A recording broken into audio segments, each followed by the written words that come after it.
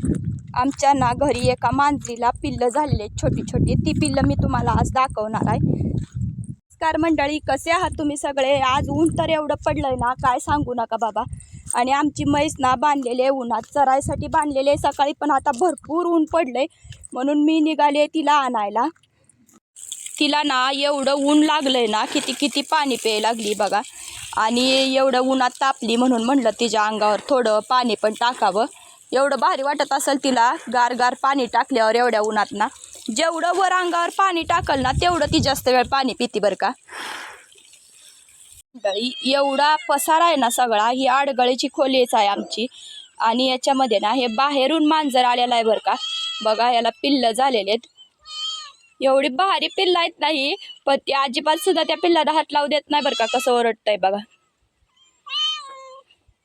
आता जरा थोडी थोडी ती पिल्लं मोठी व्हायला लागली, त्याच्यामुळे ती बाहेर येण्याचा प्रयत्न करते बरं का। ती बकेट आहे त्याच्यामध्ये ती बसलेली आहे, किती भारी दिसती ना।